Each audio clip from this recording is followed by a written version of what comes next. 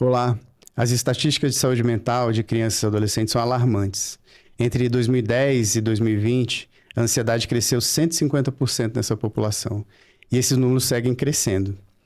A infância, que era para ser sinônimo de leveza e descoberta, hoje virou sinônimo de estresse e dificuldades emocionais. Se você é pai, mãe, educador ou se interessa pelo futuro das novas gerações, essa conversa é para você. Nós somos o Soul Podcast, um podcast especializado em autoconhecimento e saúde mental. E hoje vamos começar com o Thiago Ferraz, que é psicólogo, especialista em psicologia infantil, para tentarmos lançar luz sobre esse tema tão importante e necessário.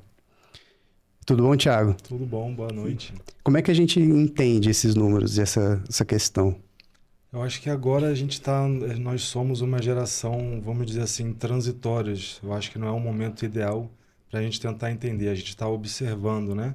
Acredito que a gente tem a mesma idade, mais ou menos.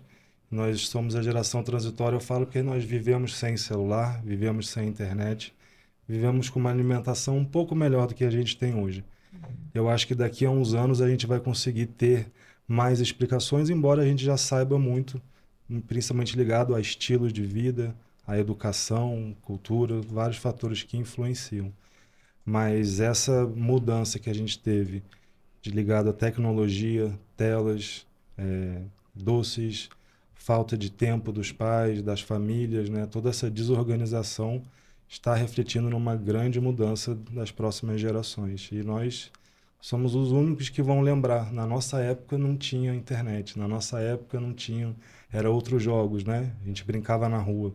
Então nós somos, acho que, os responsáveis em passar isso para as próximas gerações, observando tudo para daqui a um tempo tentar entender. Mas esses dados que você passou são reais, são muito interessantes, preocupantes. E até, se me permite acrescentar mais um, a Organização Mundial de Saúde fez uma estatística que nos próximos 5 a 10 anos, 50% da população mundial, incluindo adultos e crianças, vai passar por algum sintoma ligado a estresse, depressão ou ansiedade. Metade da população mundial é a previsão da Organização Mundial da Saúde. Olha, honestamente, eu acho, hoje é em torno do Brasil, que é o país mais ansioso do mundo, né? É em torno de ansiedade 13%, se eu não me engano, e depressão mais uns 12%, ou seja, 25%, 30% da população. Já chega lá, quase. Mas eu tenho certeza absoluta que isso é subnotificado. Eu tenho certeza. Então, assim, esse número de 50%, eu já acredito que a gente deve estar muito perto disso. Hoje mesmo eu estava andando Estava na academia. Eu falei para ela assim, é óbvio que isso não quer dizer, isso não é estatística, é só uma percepção, né? Tá todo mundo falando sobre isso. Eu tava andando e as pessoas falando ansiedade, depressão, porque ansiedade é isso, depressão. Isso virou assunto de adulto, né? Sim, sim. Qual remédio que você tá tomando? Indica um psiquiatra, um psicólogo bom. Todo mundo ou tá com algum problema de saúde mental ou conhece alguém muito próximo que tá com problema de saúde mental, né? É uma epidemia mesmo, a gente precisa falar sobre isso. Eu acho que Por isso que eu questiono esses 50%, porque assim, Já quando a deve gente olha, sabe, pro nosso círculo, pra nossa galera, não tem um bom, gente. Não tem um bom. Não, tá bom, só que tá com uma questão de saúde mental.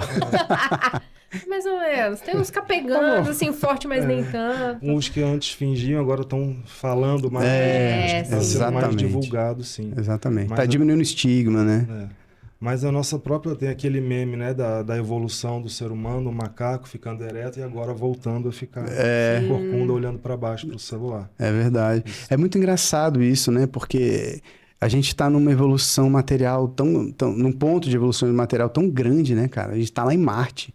Não fisicamente, mas você olha ao vivo lá.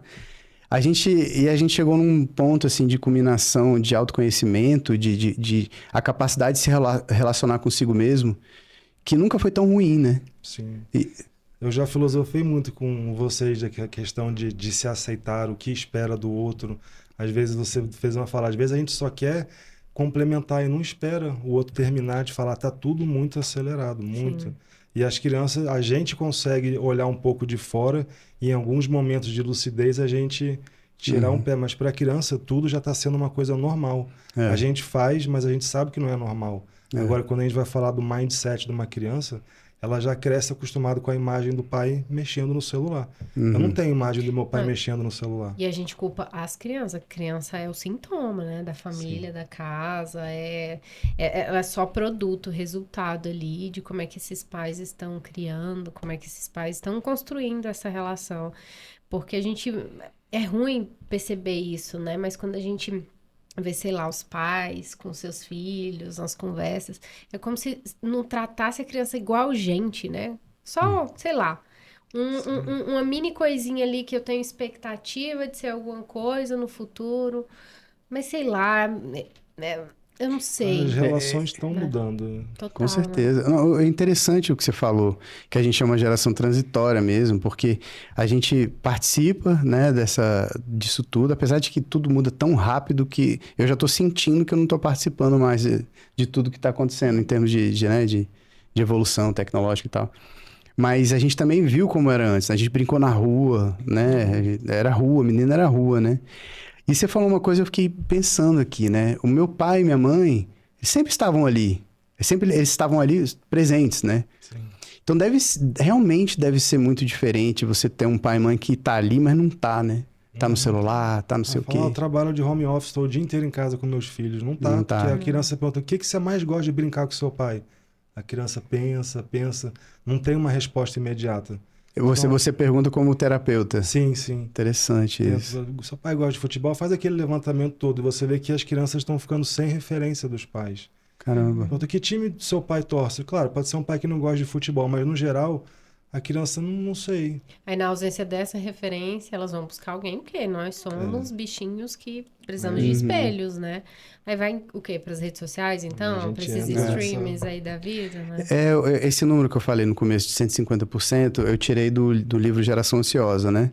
Legal. E eu esqueci o nome do autor, um psicólogo americano, de infantil também. E ele fala exatamente o que você falou. Que a nossa relação no presencial, de familiar, ela mudou completamente. E não é mais de diálogo, igual você falou também, não é de diálogo, não é de um ouvir o outro e estar lá no outro. Os pais super protegem o filho, eu queria saber a sua opinião como na sua clínica, né? Os pais super protegem os filhos, não pode sair mais, não pode brincar na rua, não pode brincar na rua descalço, não pode pegar ônibus, não pode nada. Mas online, nas redes sociais, pode tudo também. Sim, até porque quem é pai não consegue lidar muito bem, não sabe como proteger online. Mas assim, é isso.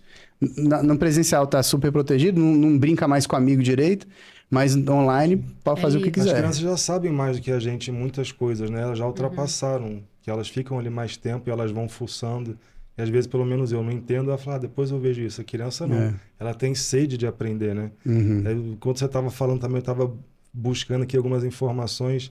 Lembrei de uma fala de um professor de faculdade, aí a gente volta lá para 2009, 2007. Quando você brincava na rua. E aí o professor falava assim, que ele fez uma aula falando sobre o micro-ondas. Aí todo mundo... E ele fez uma aula sobre micro-ondas, falando que o micro-ondas estava atrapalhando as famílias. Porque antigamente todas as famílias esperavam o pai ou a mãe, enfim, que era a cultura na época, e todo mundo jantava em casa. Que esquentava a comida, todo mundo sentava à mesa, etc. E aí nessa época o professor falando sobre micro-ondas, que hoje em dia as pessoas chegam em casa, pegam o seu prato, esquentam no micro-ondas e se trancam no seu quarto. Então, entrando nessa questão de filosofar das relações, etc. Então, isso ele falou há 15 anos atrás sobre micro-ondas. Hoje a gente está falando do celular. Então, assim, olha só o pulo que deu da tecnologia de uma coisa simples para onde a gente está chegando agora. Engraçado, Sem contar né? também, desculpa, das estatísticas nos últimos, não sei quais são os últimos anos, mas da pandemia até 2024, teve um aumento de 30% de miopia infantil por conta comprovada das telas. Caramba. 30%, às vezes parece um número, 30% de crianças a mais usando óculos. É muita coisa. Eu acho que ninguém imaginava o impacto, esse tipo de impacto que a tecnologia causaria, né, cara? Enfim, a gente fez tudo para poder facilitar a vida, mas na verdade dificultou a vida, né? Não, e na geração mais conectada, quando se fala de redes sociais, a gente consegue conversar com alguém lá da China, sei lá, de outro país, com os familiares no Nordeste, mas dentro de casa nem se conversa, né? Você não olha pra cara da criança, você não sabe o que ela gosta, você não sabe Às vezes, às vezes você conversa pelo WhatsApp mesmo, cara. A pessoa tá no quarto, outra tá no... Tem, e acontece isso, é já engraçado, fez o dever mas de casa? Exatamente, acontece muito. Eu faço um paralelo, às vezes, eu não sei o tanto que funciona o meu paralelo que eu faço, com dopamina, por exemplo, né? Dopamina, para ser uma dopamina de qualidade, você precisa de um esforço para conseguir ela, né? Uma dopamina de baixa qualidade é aquela que você consegue instantaneamente. E isso é um dos grandes problemas hoje em dia, né? Que eu não sei o tanto que isso ajuda a causar depressão e ansiedade, né? Então, assim, redes sociais é uma dopamina ruim, pornografia é uma dopamina ruim, que tá de fácil acesso para todo mundo, né? E eu acredito que o paralelo que eu faço é esse tanto de facilidade que a gente tem piorou as nossas relações. As relações, elas precisam de atrito, né? Precisam de tensão. Porque uma criança... Vamos falar sobre criança, né? E também eu tô trazendo isso do livro, do Geração Ansiosa. A criança precisa ir lá, brincar umas com as outras e ter problemas ali para poder se resolver, para poder aprender a se resolver, a negociar, né? A saber o que é bom para ela, o que é ruim para ela, saber dizer não e saber dizer sim. Ela precisa... E uma coisa que ele falou também nesse livro que eu nunca tinha parado para pensar, a criança precisa de brincar com risco, né? Para vocês isso deve ser uma coisa normal, mas para mim, vai brincar com risco. Sim, ela precisa cair e machucar, não é para morrer, óbvio. Mas precisa cair e machucar, aprender o limite dela, aprender a lidar com risco, né, também e tudo. E é esse tipo de superproteção que ele tava falando. A gente não deixa mais a criança ter risco nenhum. Brincar em balanço. Resolve pela criança os problemas, ela não barganha, ela não discute, não argumenta, né? E aí essa criança cresce, vira um adolescente, vira um adulto que não sabe conversar, não sabe dialogar. Sim. E aí eu acho que também é não sabe dizer o que quer, né? Exatamente. Eu acho que é um fator que colabora pra violência, né? Porque se eu não sei dizer pra você o que eu sinto, eu vou impor de alguma forma. Eu não vou aprender a te escutar, sabe? Sim, esse do risco que você falando é fundamental também para o amadurecimento e principalmente, por exemplo, para critérios diagnósticos. Então, às vezes, você está fazendo uma investigação numa criança que tem possível hipótese de diagnóstico de autismo. Aí você pergunta, ele sabe mexer com garfo? Pro pai, sabe mexer com faca? Não, é perigoso, não posso dar uma faca pro meu filho. Seu filho sabe o que é uma panela fervendo? Ele sabe que se ele botar a mão no fogo ele se queima? Não, não deixa nem chegar perto. Seu filho sabe que se ele for numa janela é perigoso, ele pode morrer, etc. Não, então as pessoas, os pais estão evitando as coisas. Então, às vezes, atrapalha até para eu dar um diagnóstico numa criança, porque eu não sei se ela sabe se cuidar, se ela sabe limpar a bunda sozinha, se ela não sabe espetar a comida. Não, isso é tão real, assim, parece absurdo, mas eu lembro que quando eu atendia criança, eu lembro de pegar uma criança, acho que ele tinha por volta ali de 7, 8 anos, ele não sabia como pegar numa tesoura, sabe? Coordenação motora fina. Sim. Eu fui questionar os pais, não, porque a gente não deixa, porque é perigoso. Eu, pai, mãe, uma tesoura sem ponta. Sim, você tá limitando ali a criatividade. Tudo bem, tá tudo certo. Botei esse menino para cortar dentro do consultório, mas os pais ficaram sabendo depois. Mas assim, pra você ver o limite... A superproteção, né? Então, o nosso trabalho nessa linha aí de ansiedade. Tem pais que falam, não, meu filho é muito estabanado, não posso deixar, tem que servir, eu que parto o bifinho, porque se ele tentar colocar coisa na água, ele suja tudo e tal. Então, um dos trabalhos que a gente faz, a gente tem que criar ambiente de seguro, né? Então, você vai pegar, você vai forrar isso aqui tudo de plástico e vai falar pro seu filho, treina aí botar água no copo. E aí deixa ele sujar tudo, tal, até ele conseguir. Mas o que acontece? A primeira tentativa, aí sujou tudo, olha o que você fez, vou ter que limpar, atrasar para ir para a escola, tal. As crianças estão ficando travadas. Reprimidas, né? Sim. Outra coisa que eu lembrei, voltando ao assunto inicial, a memória das crianças está péssima. Você devia saber o telefone da sua mãe, do seu pai, da sua avó, do seu primo, a gente ligava, tinha tudo decorado de cabeça. CPF, RG. Eu vou fazer uma avaliação diagnóstico de TDAH, eu quero que a criança decore uma sequência de 4, 5 números, não decora, de jeito nenhum. Senhora. Aí joga pro lúdico, de cores. Amarelo, amarelo, vermelho, azul. Amarelo, amarelo, qual que é mesmo? Azul? Caramba. Tá. Não, e agora com o ChatGPT, então, ninguém vai saber escrever, cara. Saber escrever um texto vai ficar uma coisa... Agora, assim, então dificulta de fato você diagnosticar mesmo, né? Sim, tá você acha que tá tendo diagnósticos errados de autismo, por exemplo, por causa disso? Deve estar, né? Eu vou te falar pela experiência dos últimos 5 anos. Tá tendo... O que acontece? Tem profissionais que podem dar o diagnóstico. Psicólogo pode dar o diagnóstico, tem a validade território nacional, é facultado ao psicólogo desde 2019, mas não é todo psicólogo que se sente à vontade em dar o diagnóstico. Tem um neuropsicólogo, que ele tem as técnicas, ele tem testes restritos, e a gente também consegue chegar ao diagnóstico. E tem os psiquiatras ou os médicos, pediatra, etc. Todo mundo pode dar o diagnóstico. Só que é muito comum eu receber mães que levaram os filhos, por exemplo, o psiquiatra, e aí fez uma consulta, duas, de acordo com o relato, ele dá um laudo. Ou então, o que é muito comum também pegar a criança cheio de CID, TGD, transtorno global de desenvolvimento, ansiedade, não sei o quê, nanã, e aí você chega em 1 mês, 2 meses, eu falo, não, para tudo, esse menino tem autismo.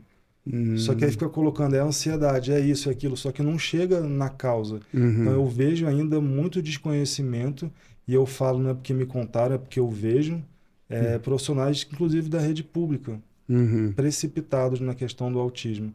Eu vi um corte de vocês aqui muito legal, uma pessoa explicando que teve uma grande mudança no critério diagnóstico do autismo. Então, algumas características que antes não eram consideradas autismo, hoje é autismo, somado ao conhecimento, etc., tem realmente aumentado muito.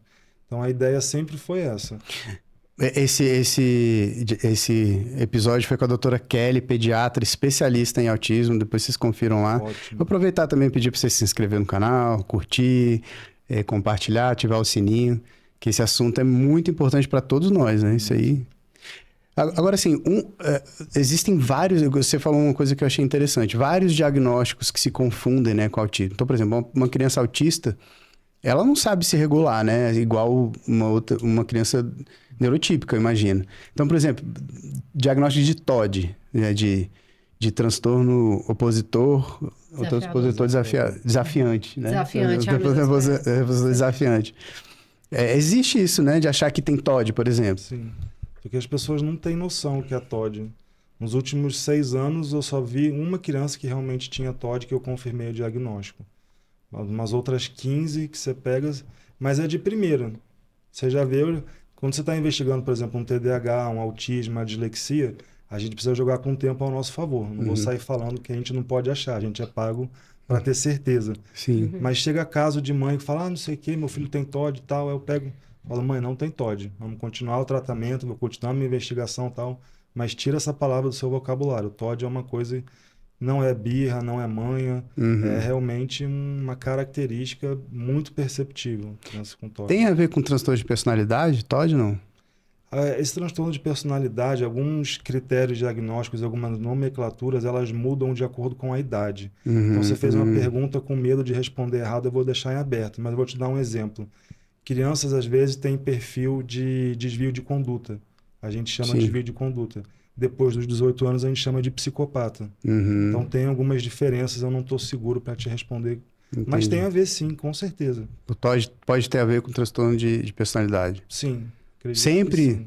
Eu estou dificultando. Você quer deixar em aberto? Não, tem a ver porque são as áreas ali de impulso, função executiva, relacionado com dopamina, desequilíbrio, etc. Então, tem a ver sim com a personalidade. Só não vou lembrar aqui no DSM, os critérios e tal. Ali. Não, mas é interessante. Uma coisa que eu achei muito interessante você dizer foi que é muito raro, né, o TOD. Se fala muito sobre TOD, mas... E eu acho que se fala muito sobre... É uma questão um pouco... Não sei se cultural... Não é cultural, não é a palavra, mas dos tempos que a gente está vivendo, né? A criança não pode... Foi o que mais você falou. Não pode questionar, não pode ter opinião, né? Não pode querer... Né? E então, essa é uma coisa... Eu lembro uma socióloga, Miriam Abramovay, uma socióloga muito... É uma especialista em violência nas escolas, falando isso. É uma sociedade adultocêntrica, sabe? A criança fica quietinha aí, e aí a criança cresce e a gente começa a esperar e pressionar e querer que ela haja como adulto, que tome boas decisões, que tenha bons relacionamentos, mas nunca foi ensinada, nunca pôde ser ela mesma, nunca pôde se expressar.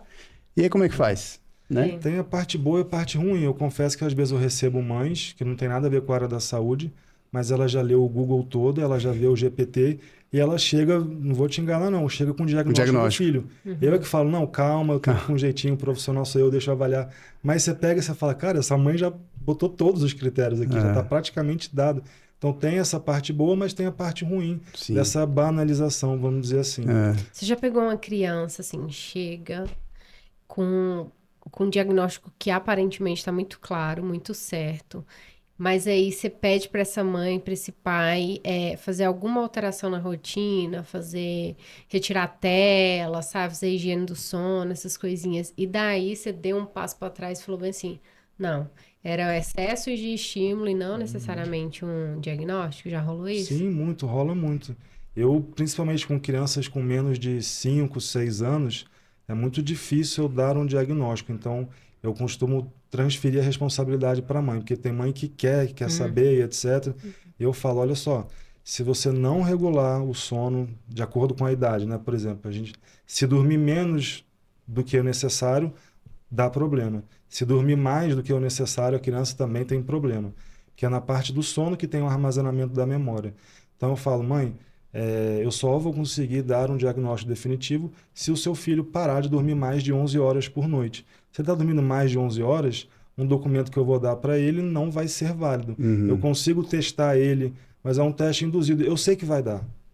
Porque ele toma Coca-Cola de noite com o pai, tem bala fine na gaveta do quarto dele, etc. Então, com menos de 5, 6 anos, tem que tomar um cuidado.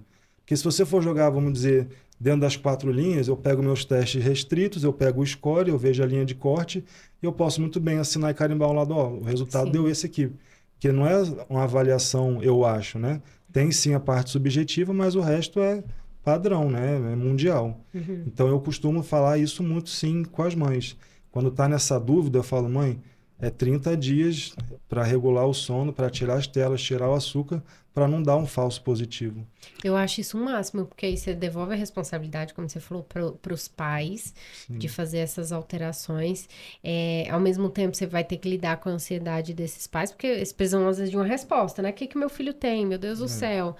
Às vezes não tem nada, é um ajuste que, assim, comportamental, ambiental, mas que vai do compromisso desses pais para terem algum tipo de resultado, né, diante. Então, isso é bem legal. Eu tive um mesmo. insight da psicanálise, eu sei que você gosta de psicanálise. Eu também venho gostando cada vez mais. Olha, rapaz, eu já fui Isso aí.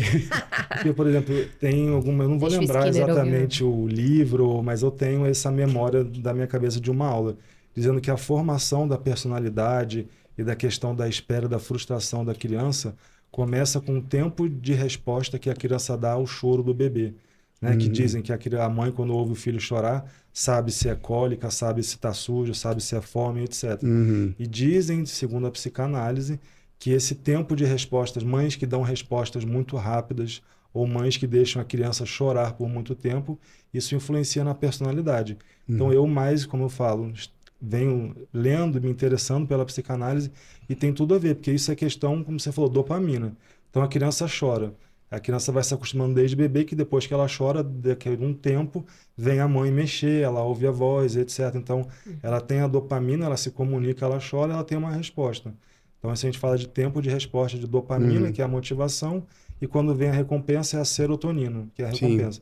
E o que as crianças estão se acostumando hoje é com exatamente o que você falou. A dopamina barata, tal. E vicia, né? Aí ela vai no shopping, ela quer um brinquedo, uma pista da Hot Wheels de R$600. Aí o pai não tem dinheiro. Ela vai chorar, porque ela volta, a criança chora, ela tem o que ela quer. E isso, cara, isso é muito importante. Há muita coisa que você falou e eu queria só reiterar a parte do diagnóstico, né? Para não banalizar, a gente tá... E a gente tem visto muito isso, né? Quem trabalha com essa área de saúde mental, de diagnóstico rápido, né? O psiquiatra olha lá, não, você tem borderline. Porra, Na maioria das vezes, um psiquiatra bom acerta. Só que ele fica com uma margem de erro, que acredito que eu e a Thalita, a nossa margem de erro é muito pequena. Que a gente joga com o tempo ao nosso favor, a gente acompanha. Então, um psiquiatra, vamos dizer, um psiquiatra muito bom, pode dizer que ele acerte mais de 90%. Mas e essas famílias desses 10% que ele errou, que ele se precipitou? Não, a gente entrevistou aqui, a gente vai voltar a entrevistar o Dr. Davi, que é um psiquiatra sensacional. Ele costuma dizer, que ele é especialista em esquizofrenia. Ele fala um diagnóstico parece fácil diagnosticar esquizofrenia, né? Porque, tem um comportamento muito particular, né? E tal. Ele fala, para dar esse diagnóstico, você precisa de 6 meses de acompanhamento. É um psiquiatra especializado falando. E quantas vezes você já deve ter ido gente lá e falou, olha, eu tô tendo umas crises psicóticas, é esquizofrênico, né? É bipolar. É bipolar. É borderline. Sim. Não, bipolar então, cara, as crises, né, essa variação dos dois lados, elas demoram meses. Exatamente. Então a pessoa chega a falar, não, então, ontem eu tava deprimido, agora eu tô, sei lá, eu tô animado. E, pô, não é assim, né, que funciona. Você tem que ter um acompanhamento de longo prazo, assim, né? E tentar neutralizar o que você falou, tentar neutralizar tudo isso que pode influenciar, né? E considerar tanta coisa. Você considera cenário, você considera ambiente, você considera histórico familiar, você considera, sei lá, desordem, as possíveis desordens orgânicas, infância, sei lá, o casamento, o trabalho. Tem que considerar várias coisas para você chegar Exatamente, é o nosso diferencial. Porque eu recebo lá uma mãe e falo, acabei de separar do meu marido, tem 2 meses, nosso filho tá impossível, não sei o que, tá dando trabalho, eu acho que ele tem TDAH, investiga aí. Eu falo, não, Calma, acabou de separar o Você pai e a mãe, deixa como é que eu vou o menino investigar se ele tem sofrer. TDAH ou não? Você queria que ele tivesse Porque ele tranquilo. tá numa fase atípica, os pais Claro. separaram. Para ele é uma coisa diferente, então não tem como eu submeter ele a uma bateria de teste de VISC, de memória, atenção concentrada, porque o menino tá claro. essa separação, então não é o contexto. Sim. Então, eu acredito que muita gente também não tem esse olhar que a Thalita falou e é diagnosticada fora de contexto. Você acha que, assim, os pais são os maiores dificultadores? Existe essa palavra? sim. Se não tiver, vai existir então, agora. Vamos colocar agora. São os maiores dificultadores ou eu tô julgando, assim, a paternidade e a maternidade no processo, sabe, da criança? Eu acho que eu sou bem cauteloso, mas eu curto muito post de psicólogos e psiquiatras que conseguem bater nos pais mesmo. Aqueles cortes falam, o culpado é você, pai, mãe, seu filho tá assim, seu filho é só o sintoma, a causa é o pai e a mãe. Eu penso mesmo nessa linha, mas eu sempre tomo muito cuidado para não me ser interpretado como agressivo. Porque às vezes esses pais estão adoecidos, aí estão criando uma criança adoecida. E pontuar aqui um detalhe cultural. Eu tenho sentido muita diferença dos pais que eu atendia, por exemplo, no Rio de Janeiro, com os pais que eu tenho atendido em Brasília. Aqui eu vejo muitos pais novos, assim, e gente de outros estados, que a gente sabe muito concurso, né? Então, famílias que estão aqui há 2, 3, 4 anos e estão começando a criar os filhos aqui. Então, crianças educadas aqui, eu posso dizer que são completamente diferentes das crianças educadas no Rio de Janeiro. A nível de comida, a nível de vocabulário, de palavrão, de interesses em coisas, de sexualidade. Palavrão não tem no Rio de Janeiro, tem? Gente, tô chocada. É muito. É como se aqui fosse mais conservador? Mais conservador. Tá. Menos preocupante, você vê crianças na rua e tal. Aqui. Sério, eu ainda acho tão pouco. Eu também. Porque eu já virei aquela pessoa da minha época, né? Na minha época era menino na rua, assim, sem o tampão do dedo, e tinha travinha, e tinha 2 chinelos assim, e era uma... É difícil ver. No livro, de novo, esse livro, eu falo muito dele aqui, no Geração Ansiosa. Ele mostra estatisticamente o tempo que as crianças ficavam na rua antes e o tempo que elas ficam hoje, o tempo que elas ficavam na frente da televisão antes. E assim, diminuiu drasticamente o tempo que elas ficam na rua. O tempo que elas ficavam com colegas também diminuiu drasticamente. Isso é muito ruim para a saúde, né, da criança. É importante. Você imagina, a criança, ela tem que estar no chão, ela tem que encostar na parede, ela tem que se apoiar para subir, ela tem que pegar coisa, botar na boca, sentir textura, temperatura, medir distância, altura, cair, levantar. Hoje você vê criança, vai no restaurante e as crianças estão assim. Nossa Senhora. Esse do processo de alimentação mesmo, né? Tá tudo tão apressado que o que os cuidadores fazem, né? Bate tudo no liquidificador, amassa tudo pra criança comer, então ela não pega, não sente. Daí essa criança fica totalmente seletiva, ninguém entende o porquê, mas assim, ela não teve acesso às coisas, ao pegar, sabe? Ou sentir. Sentir. Enquanto a gente não sente, isso aí vale para todas as nossas pras nossas sensações, né? Enquanto a gente não sente o calor, a gente não vai aprender a lidar com ele. Não sente o frio, não sente a comida, não sente as nossas emoções. Exatamente. Se a gente não sente, a gente não aprende. O céu ficou nublado, vai chover. Só que a mãe não espera a criança se molhar. Vem cá, bota um casaco, não sei o que. Aí fala, nossa, minha mãe é chata, tudo... Não espera a criança se sujar, não espera a criança sentir frio ou calor, que acho que é a diferença do pai chato e do pai herói. O pai herói espera a criança sentir o frio, E aí fala, papai, tô com frio, eu sou seu herói. O pai chato nem veio, o filho já tá botando, é o meu pai chato. Às vezes ele não sabe nem por que ele tem que usar, né? Não sabe nem por que ele... sentiu a sensação do frio, né? É exatamente isso, cara. Isso de não sentir entra naquilo que a gente já conversou em outros podcasts, que é essa anestesia, né? Cara, a gente tá anestesiando até as nossas crianças, parando aqui pra pensar... A gente não tá deixando elas sentirem nada. Elas não podem se sentir frustradas, elas não podem sentir calor, não podem sentir frio, não podem sentir... Outra polêmica, fome. A mãe bota lá arroz, feijão, salada e tal. Ah, não quero, tá na hora, não sei o quê. Então tá, mãe, não quer comer? Manda pra escola sem comer. Ai, não, mas meu filho vai passar... Não, peraí. Passar fome é quem não tem dinheiro e passa fome, não tem o que comer. Agora, uma criança, para ser educada, ela sentir fome, é necessário, aquilo que você falou, precisa sofrer.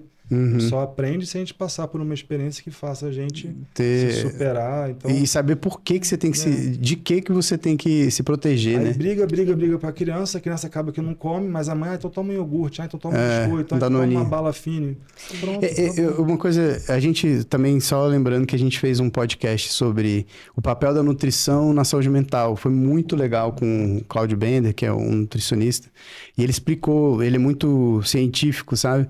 Ele explicou como é que cada tipo de alimento contribui ou dificulta a saúde mental. Tem alimento que causa depressão. E o estômago é um dos melhores amigos do cérebro. Eles se comunicam o tempo todo. Tem neurônio no nosso estômago. As pessoas nem intestino, né? Isso, ele falou uma coisa. 80% da serotonina é produzida no intestino, né? Então, se o intestino está funcionando bem, a serotonina, que é o neurotransmissor da recompensa, não vai funcionar. Então, você está sentindo, nada me faz ficar feliz, nada né? Eu estou sempre apático, nada me dá... Uai, a serotonina ali, seu intestino não tá funcionando bem, você tá comendo mal, não vai funcionar direito. Eu pego, nessa que eu acompanho pai, mãe, aí você fica ali no meio do caminho, né? Às vezes da briga do casal, às vezes a mãe manda um áudio, olha, e aí você vê brigando, porque você pega um exemplo, tem uma criança que a mãe é vegana, regrada, dá granola, dá banana, criança tudo direitinho. Aí ela passa uma semana bem na casa da mãe. Aí manda pra casa do pai, a criança fica uma semana na casa do pai. Aí a mãe fala... Aí, Thiago, eu vou tirar a foto pra você ver. Ela já chega, até o cocô é diferente. Chega irritada, o cocô dela sai branco, e não sei o quê, e não dorme, e não aprende na escola, e não quer copiar e tal. Porque mudou o estilo de vida da criança. E a alimentação parece que é um detalhe, mas cada vez mais está... Inclusive foi o que a gente falou. Nos Estados Unidos, na União Europeia, estão sendo proibidos os corantes, principalmente o vermelho. Loucura, isotônico. Né? E aí a gente volta para como esses pais estão se relacionando. Porque aí... É por conta das coisas da vida, separaram e ainda não desenvolveram, sei lá, uma comunicação assertiva que faça com que eles alinhem, né? Tipo, essa rotina. Então, culpa da criança, tá fazendo cocô errado? Não tá dormindo direito? Porque você tá funcionando numa casa... Na casa de um come uma coisa, aí na outra semana a alimentação completamente diferente. Ixi, aí dá... Ô, Thiago, fala pra gente de...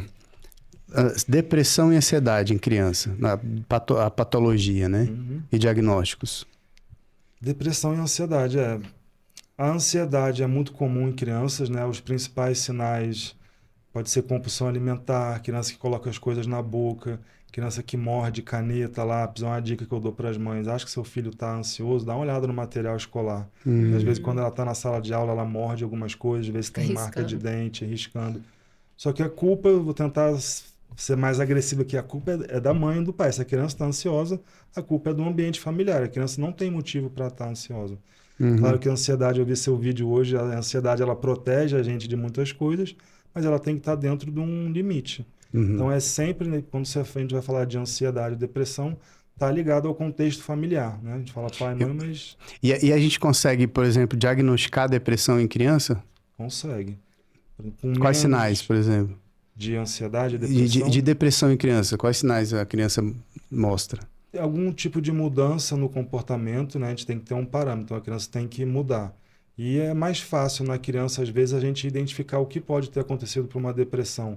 Pode ser separação dos pais, pode ser algum tipo de... Bullying, por exemplo. Bullying, ou alguma coisa que um adulto faça com a criança que deixa ela constrangida. Tem várias coisas que podem acontecer e a criança acaba guardando. Ela não tem, às vezes, vocabulário suficiente para se expressar. Então, às vezes, essa reclusão, Às vezes alguém faz alguma coisa de errado com a criança e a criança se sente culpada, né? Vocês sabem do que eu estou falando. Sim. Então, isso vai fazendo a criança chegar em depressão. E aí, somado, é incrível, né? Porque o celular parece que sabe tudo que a gente está sentindo. Então, é muito comum, às vezes, a criança estar em depressão e o YouTube começar a mostrar coisas depressivas. Caramba. E ensinar a se machucar e um monte de besteira. Aquelas coisas, né? Tem que ficar de olho no que a criança tá vendo na internet, né? E tem uma coisa também, né? A gente também falou isso num outro episódio, que é o da Maíra, que é uma psicóloga também, né? Sobre depressão infantil. Que ela, por exemplo, ela falou isso. O sinal não é nem sempre a criança fica triste, né? Às vezes a criança chora demais, não sabe, não consegue... A frustração é muito forte pra criança. Pesadelo, aí fazer xixi certinho, começa a fazer xixi na cama. Você vai pegando ali os sinais, né? Ela não é só ficar triste, tem esses sinais. Mas é comum, sim. É um papo que dava para fazer várias coisas. Já vi criança com depressão porque ela ouvia barulhos no quarto do pai e da mãe, ela não entendia que barulhos. Caramba. Ela falou, tio, às vezes eu acho que eles estão brigando. Às vezes eu acho que eles estão de mudança. Mudança? Como assim? Tio, fica arrastando a cama para um lado e para o outro. Ai, isso gera uma angústia. A criança sabe, mas não entende, ela não consegue se expressar, desabafar. Ninguém explica. Pode virar uma depressão. Caramba. E como é que trata a depressão em criança? Atividade física, alimentação, higiene do sono. Não trata igual no adulto. Terapia. Terapia. Mas é uma terapia muito mais leve, né? Que a criança ela pode, às vezes, ter uma sobrecarga emocional se você ficar tocando na ferida. Então, você vai por fora e atividade física, aquilo que você falou, neurotransmissor. Produção de endorfina, noradrenalina, dopamina, tudo através de atividade. O que você está falando é encontrar formas para essa criança se expressar, né? Isso. De alguma forma. Já que o repertório é pouco, ela ainda consegue falar pouco, né? Sobre as emoções, então, para ela descarregar ou para ela recarregar de alguma forma, né? Então... Porque tudo é um contexto, né? Vou aproveitar aqui para... Acho que eu nunca falei muito, mas pelo assunto do podcast, filosofia, etc. Por exemplo, minha mãe morreu quando eu tinha 5 anos. Aí quando eu falo, todo mundo... Parece que é um tabu. Ai, meu Deus... Aí alguém pergunta, pede até desculpa por perguntar. Falo, não, tá tudo bem, minha mãe morreu e eu não vi sofrimento na minha família, não vi ninguém desesperado, tal. Meu pai ficou doido, minha avó infartou e tal, mas eu não vivenciei aquilo. Então falar sobre a morte da minha mãe é uma coisa normal. Eu nem lembro direito, então não tenho tanta saudade. Sim. É do mindset, então... Por isso que a gente fala, cada caso é um caso, cada família é uma família, mas acredito que tem muita criança de 5 anos que a mãe morreu e o contexto... foi ruim, não foi agradável, e essa criança, às vezes, fica em depressão. Cara, isso é muito fica agressiva, né? Depende. É muito interessante como os adultos não conseguem lidar com o próprio luto e transferem isso para a criança, né? Sei lá, por exemplo, o tabu que é levar uma criança num cemitério, num velório. Não, mas a gente tem que poupar, não, porque não pode ver a pessoa naquela situação. Às vezes a criança vai precisar, às vezes o adulto precisa ver aquele ente ali naquela situação para entender, cara, se encerrou. Mas cultural, nas outras culturas tem festa, né? Não, é exatamente isso que quer dizer, assim, o próprio adulto, é tabu pro próprio adulto, né? Exatamente. Inclusive a sexualidade, você tá falando aí, é tabu pro próprio adulto, então como é que vai se saber? É por isso que a gente fala, cara, autoconhecimento. O adulto, você quer criar uma criança... com autoconhecimento, com saúde mental, trate da sua saúde mental, do seu autoconhecimento. Porque numa dessa ele vai entender por que tem esse tabu com morte, por que tem esse tabu com sexualidade. E aí, trabalhando nele, não vai repassar isso, né, pra frente. Exatamente. A gente entra no condicionamento, né? Tipo, se a criança tá lá, você é o pai, entrou uma barata, você mata a barata e joga fora, seu filho vai olhar, então é assim que faz, mata a barata e joga fora. Agora, se entra uma barata, você fica nervoso, você dá um pulo, você bate aqui e derruba. A criança já assimila o estímulo da barata com uma coisa mais aversiva.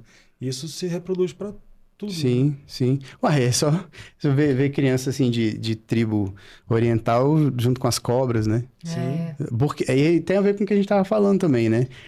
Ela tem contato com o negócio. Então ela vai saber lidar quando vir, né, uma cobra. Aí, obviamente, a gente não, porque, pô, a gente não sabe nem que cobra é venenosa ou não e tal. Eu mesmo, eu gosto muito de mato. Eu gosto tenho chácara, eu sempre fui pra mato e sempre tive muito medo de cobra, óbvio.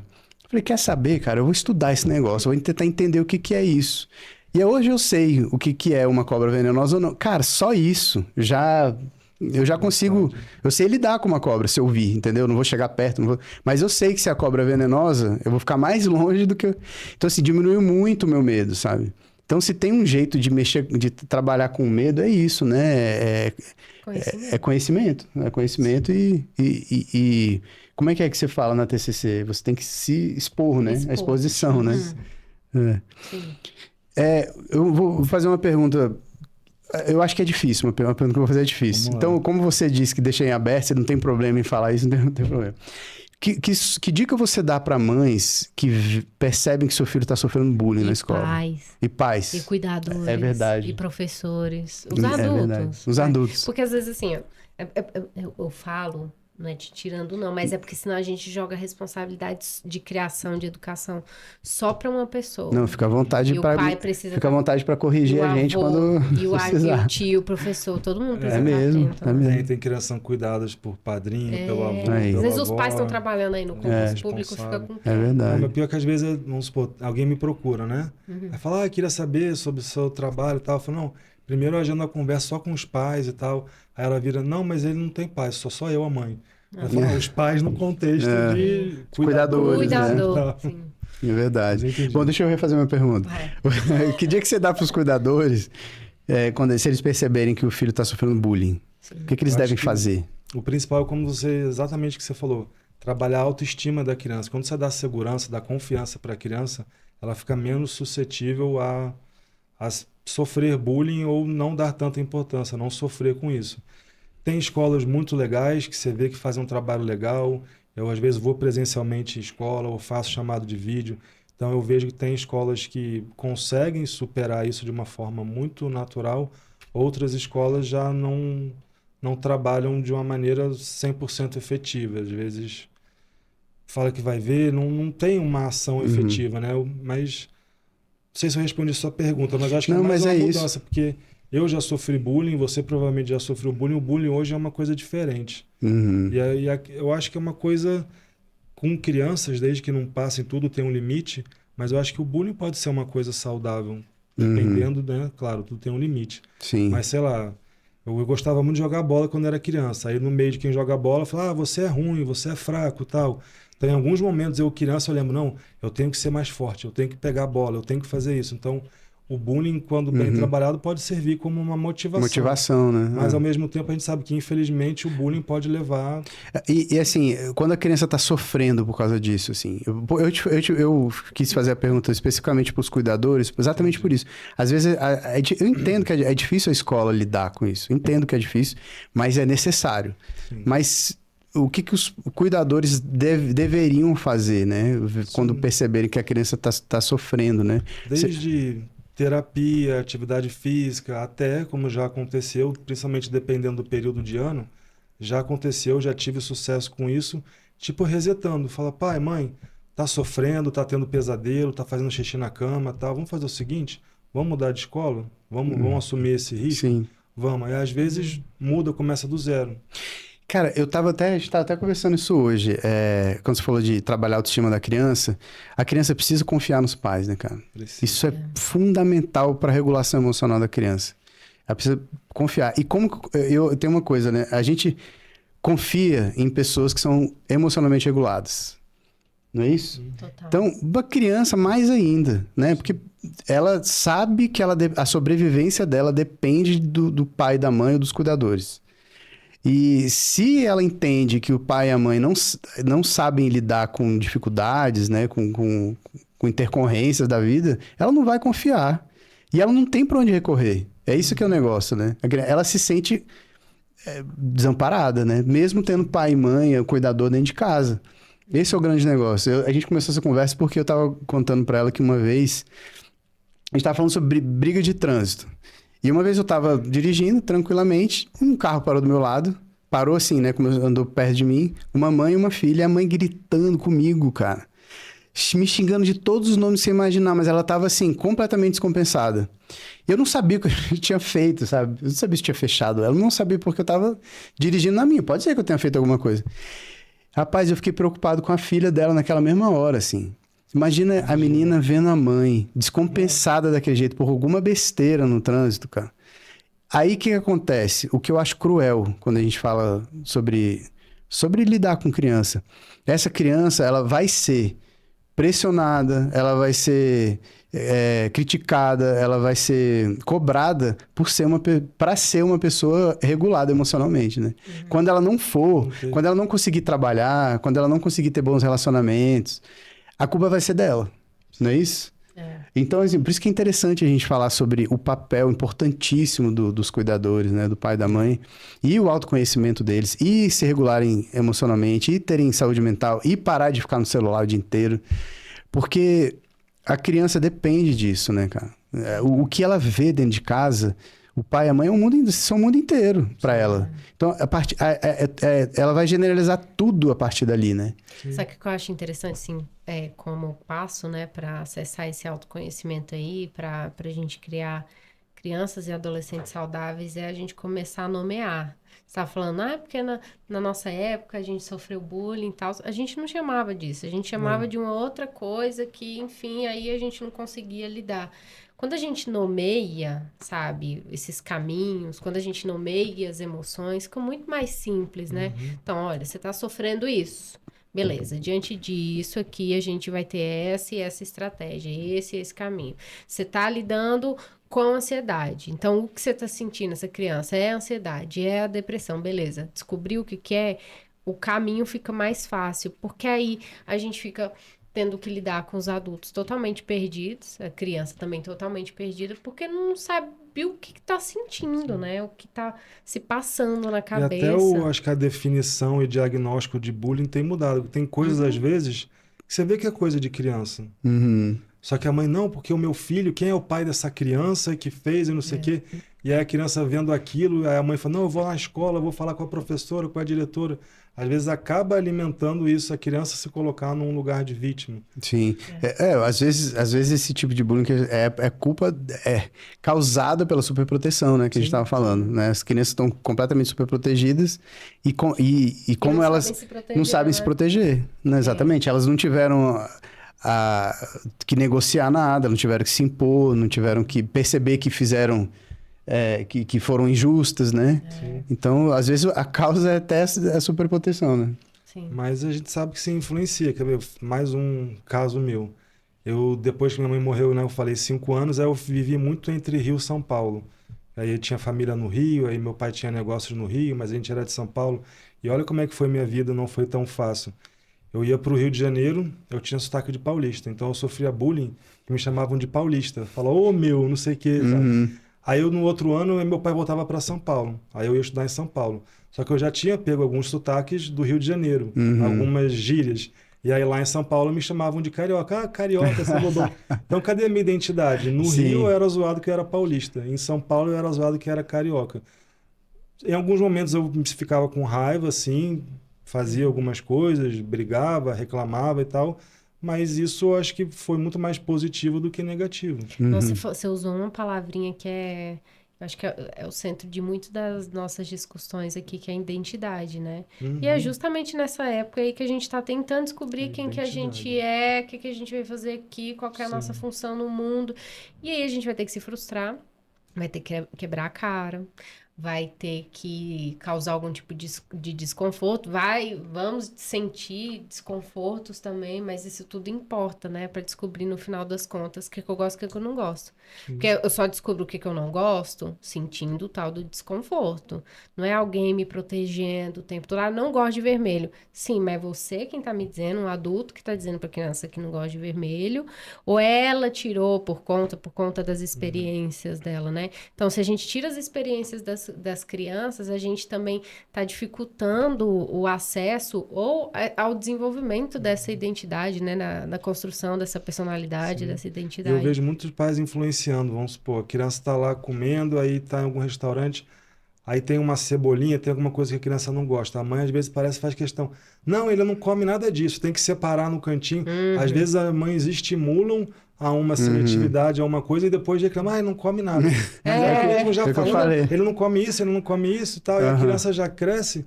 Minha mãe fala que eu não como isso, então ela nem se dá o trabalho, às vezes, de testar, de experimentar, etc. Cara, eu acho que a gente precisa falar sobre o amor, né? O que é o amor? Porque eu tenho certeza que a mãe e o pai estão fazendo isso, o cuidador, Agora você me corrigiu, agora eu só falo com pai cuidador. Porque acha que tá amando, né? Que isso é amor, mas tem muita coisa por trás, né? Medo, ela não quer lidar com a frustração da criança, ela não quer lidar com a própria frustração. Sabe Né? uma coisa que eu ouvi? Você filosofa pra caramba. Eu né? sim, Gostei. muito obrigado. É o dia todinho assim. Antigamente, os Eu te entendi, pais, sim. os pais tinham a preocupação de serem respeitados. Uhum. É isso, é nessa hora da bênção e tal. Eu via muito isso e que os pais tinham essa preocupação do respeito. Depois vinha o amor. Hoje é ao contrário. Hoje os pais querem, mamãe te ama, tá, não sei o quê. Aí daqui a pouco o filho cospe, bate, faz, aí... Então, eu acho que a gente tinha que voltar nessa filosofia dos pais se preocuparem em ter o respeito, que o amor é uma consequência. E não só ficar no amor e às vezes não... Mas eu acho que o que você está falando, eu acho que a gente consegue achar um equilíbrio quando a gente desromantiza o amor. O amor não é esse tati-bitate do nininho, da mamãe, é assim. Então, meu filho, eu acredito em você, te coloquei aqui no mundo sem querer ou querendo, independente de como é que foi, né? Enfim. Mas assim, eu tô aqui pro que daí vier, pra, sabe, esse adulto colaborando para uma construção de uma pessoa. Eu acho que isso é amor, sabe? Você dá segurança pra, sei lá, se ela quiser ser alguma coisa que ela quer, que eu não vou dar nenhuma coisa Eu aqui. entendi, mas deixa eu fazer um recorte agora meu, pessoal, dos meus casos, que eu vejo dificuldade. E fazendo, não diferenciação, mas diferenciando o sexo masculino e feminino, que eu vejo muito. As mães tendo trabalho, por quê? Eu dou as orientações, eu falo da alimentação da criança, eu falo da hora de dormir, eu falo da atividade, eu falo das telas. E no meu caso, não vou generalizar, eu vejo que os pais acabam deixa a criança mexer no celular quando está em casa, deixa comer doce, deixa beber refrigerante, deixa tudo. E aí a mãe fala, Tiago, comigo eu tento fazer o que você pede, só que ele fala que gosta mais do pai do que de mim. Porque o pai quer ser amado, então o pai dá brinquedo, dá as coisas. A mãe, que tem mais esse romantismo do amor, do cuidado, tenta educar, mas ela tem medo porque o pai... Você entendeu? Mas eu acho que aí... Do amor e cuidado. Eu entendo, mas aí vai dar do significado, né? A gente vai entrar com as TCC e tal. Mas assim, vai do significado de cada pessoa. Mas eu acho que esse amor aí tem mais a ver com a insegurança desse pai. Isso que eu ia falar. Carência, dessa né? mãe, uma carência. Tipo, eu preciso ser amado pelo meu filho. Eu não posso ser abandonado pelo meu filho. Então eu vou fazer e dar tudo. Eu não sei se isso é amor. Pode ser pra pessoa, mas aí vai, né? Não, isso não é amor, isso é carência, né? É diferente. Tem uma, assim, é difícil a gente colocar o dedo no que é, né? Claro. Mas eu acho que um jeito legal de a gente diferenciar você não é atender a vontade da criança, é atender a necessidade da criança. São duas coisas completamente diferentes. Assim, pode ser completamente diferente. E quando você tiver que escolher entre vontade e necessidade, atende a necessidade, né? Porque ela vai se frustrar. Que bom que ela vai se frustrar. Ela precisa entrar em contato com isso e lidar com a frustração, porque dá uma notícia boa pra você. Você vai se frustrar na vida. A vida vai fazer você se frustrar. E aí isso faz parte do amadurecimento, cara. Na minha cabeça fantasiosa, eu acho que o... Fantasiosa? Enfim. Na minha cabeça, eu acho que o amor está diretamente ligado à capacidade que esses cuidadores têm de desenvolver a autonomia dessa criança. Isso é dar amor. Exatamente. Sabe? Ensinar essa criança a se expressar também. Se expressar, a cair, mas levantar, a ficar puto da vida, mas lidar com essa frustração, a entrar num relacionamento, levar um pé na bunda, chorar, mas se erguer, entrar num novo mais saudável. Eu acho que é isso. O amor é a capacidade que a gente tem de ajudar o outro a se ele mesmo. desenvolver. Eu falo muito isso. Eu pergunto pros pais, quais jogos você joga? Sei lá, jogo da velha, não sei o quê. Eu falo, e quem ganha a maioria das vezes? Aí o pai fala, eu deixo meio a meio, eu deixo ele ganhar algumas. Eu falo, não, tá ao contrário. Você é o herói, você é o pai. Então, se a criança se acostuma desde pequena a vencer o herói, aonde que tá, ele vai se frustrar. Então, futuramente ele vai fazer uma entrevista de emprego e ele não vai ser aprovado, vai ser o fim do mundo para ele. Vai começar a namorar, vai levar um desprezo, vai ser o fim do mundo. Porque o herói, a referência, ele ganha. Então, você pega, sei lá, você gosta de futebol. Aí você ganha do Cristiano Ronaldo, você vai achar que você é o melhor do mundo. Então a criança que o pai deixa ganhar também não é amor, não é isso que você falou, é carência e tal. Tem que fazer as crianças passarem por frustração. Pois é, eu queria, pra gente começar a querer encerrar, eu queria fazer uma pergunta é um assunto que eu gosto muito, que é superdotação. como é que... E é um assunto que eu tô numa campanha para mudar esse nome, inclusive. Eu acho esse nome horrível, superdotação, porque... Uma plaquinha saindo eu azul. vou... vejo que Ali no normalmente eixão. é muito comum ler altas habilidades / superdotação. eu acho os dois nomes muito ruins, porque ele foca numa parte muito específica da neurodivergência, né? Como se fosse um talento. Como Tanto se que em fosse inglês só talento, né? Gifted. É gifted, né? Como se fosse, na verdade. E eu tenho certeza que é uma bênção e uma maldição, sabe? Eu acho mais maldição do que bênção. Ó, gente, quem for diagnosticado aí com isso, pode ficar tranquilo, que Fala não é que você assim tem lugar também. de fala. Tem lugar de fala. Mas, assim, tem muita coisa envolvida nessa neurodivergência, muito mais do que a facilidade de aprendizado. Muito mais. Aí, esse nome só dá foco para isso. E eu tenho certeza que você deve pegar muito menino lá e menina que é superdotado e que tá dando problema na escola e que todo mundo achando que é TOD e que é desinteressado em fazer dever de casa. Porque, primeiro, que tem muito pouca informação sobre isso, né, cara? E segundo, principalmente por isso, você vê, até o nome já desinforma, né?